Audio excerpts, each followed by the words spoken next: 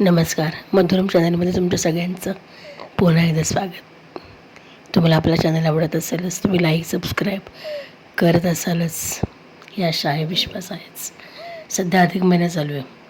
अधिक मास, मलमास, पुरुषोत्तम मास, आपण काय म्हणू त्याला, अशी वेगवेगळी नावं आहेत. हिंदू पंचांगाप्रमाणे चांद्रमासाचे 355 दिवसांचं वर्ष असतं आणि इंग्रजी सौरवर्ष आपले 365 दिवसांचं असतं.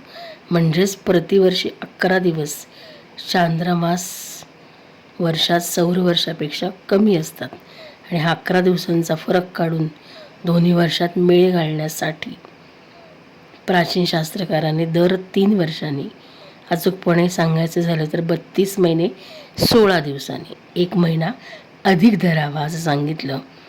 दर महिन्याला सूर्य एका राशीतून दुसऱ्या राशीत संक्रमण करतो आपल्याला माहिती आहे, परंतु या अधिक 13व्या महिन्यात सूर्याचं संक्रमण नसतं, म्हणून याला मलमास असं सुद्धा म्हणतात आणि त्यास पुढील चांद्रमासाचं नाव देण्यात आलं. म्हणजे चैत्रपासून अश्विनपर्यंतच्या 7 महिन्यांपैकी एखादा अधिक मास असतो, कारण या काळात सूर्याची गती मंद असते, म्हणून सूर्यास एका राशीतून दुसऱ्या राशीत जायला 30 दिवसापेक्षा कमी वेळ लागतो. आणि अधिक मासात भगवान श्रीकृष्णाची उपासना ही जास्त पुण्यवान समजली जाते. पुण्य संचय करणारा कालावधी म्हणून आपण या अधिक मासाची ओळख सांगतो. म्हणजे यामध्ये अधिक मास म्हणजे अधिकस्य अधिक, अधिकस्य अधिक, अधिकस्य अधिक असं मी म्हणते. अधिक महिना जसा अधिक आहे म्हणून त्याला अधिक महिना म्हणतो, तर तसंच यामध्ये स्वतःची मर्यादा रेषा, जसं मागच्या लेखात आपण बोललो मर्यादेविषयी, मग यामध्ये स्वतःची मर्यादा रेषा स्वतः साकून घेतली तर 10 दिशांना विखुरणारं मन आपलं जे आहे ते सावरण्याचा आपल्याला सराव करता येईल. आणि या हेतूनं काही नियम व्रत करणारा अधिक मास, की जो अधिकस्य अधिक आधिक्य म्हणून स्वतःची वेगळी ओळख जपतो आणि सांगतो असं वाटतं.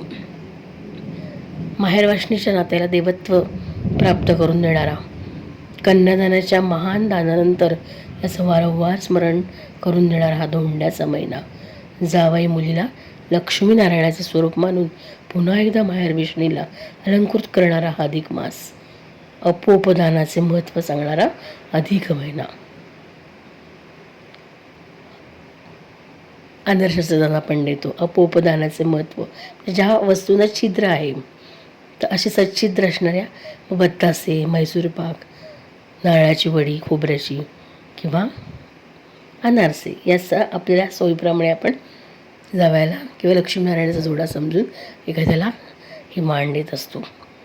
33 कोटी देवतांचं स्मरण करून किंवा अंकशास्त्राचा जरी उल्लेख केला, 33 म्हणजे 3 आणि 3 हा महालक्ष्मीचा अंक आहे, म्हणून 33 अनारशांचं दान योग्य परवडणाऱ्या पात्रात, चांदीच पाहिजे तांबाच पाहिजे असं नाही, योग्य परवडणाऱ्या पात्रात भरून लक्ष्मीनारायण स्वरूप जावई आणि मुलीला दान देण्याचं पुण्य आईवडील कमवतात.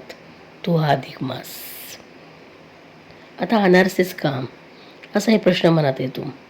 मग सहज विचार केला, हा पदार्थ तांदूळ या धनवृद्धिदायक पदार्थाचं मूळ रूप आहे, जे सात्विक, पुन्हा साजूक तुपाची शुद्धता, त्याला येणारी सच्छिद्रता, मनातील सगळी मरगळ मलिनता त्या छिद्ररूपानं दूर सरून पुन्हा नवीन ऋणानं बंद जुळण्याची कटिबद्धता आणि आश्वासन मिळणं हाच आशीर्वाद, असाच थोडासा त्यातला अर्थ असेल का असं उगाच वाटलं. म्हणजे अनारसेच का असा प्रश्न विचार मला तर तांदूळ धनवृद्धिदायक, सात्विक, साजूक तूप, शुद्धता, पुन्हा मनातली मरगळ जी मलिनता नात्यातली असेल तर ती छिद्ररूपाने दूर सारावी आणि पुन्हा नवीन ऋणानुबंध जुळावे, त्यासाठी कटिबद्ध व्हावं. आणि ते कटिबद्धता म्हणजेच मिळणारा एक आशीर्वाद, असा या अनारसे दानाचा, अपोपदानाचा अर्थ तर नसेल ना असं वाटलं. अर्थात जास्तीचा संदर्भ वेगळा. या अनारसा किंवा सच्छिद्र पदार्थ दानात असा वास मनात विचार आला आणि शेवटी एक केवळ निमित्त, अधिष्ठान असणारं अधिकार संपन्न अधिक मास आणि याचा मान मिळणं हा ज्याच्या त्याच्या प्रारब्धाचाच योग आहे पुन्हा. कारण सगळ्यांच्या नशिबामध्ये हे नसतंच. पण अधिकच ते अधिकम साठी सारं जीवनच अनारसासारखं पारदर्शक ठेवलं तर अधिकच अधिकम रोजच अनुभवायला मिळेल ना. 3 वर्षांनी 4 वर्षांनीच का, हाही विचार घेता येईल की अधिकच ते अधिकमसाठी सारं जीवनच अनारसासारखं आपण जर पारदर्शक ठेवलं तर अधिकच ते अधिकम रोजच अनुभवायला मिळेल.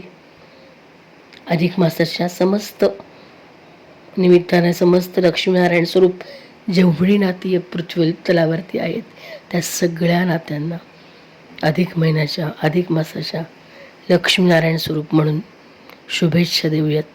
आणि हा आपल्या मधुरम चॅनलतर्फे अधिकच ते अधिकम म्हणत त्या अशा नात्यांचा सत्कार करूयात. म्हणून हा छोटासा थोडंसं बोलले. तुम्हाला विषय आवडला असेल. पुन्हा भेटूच. धन्यवाद.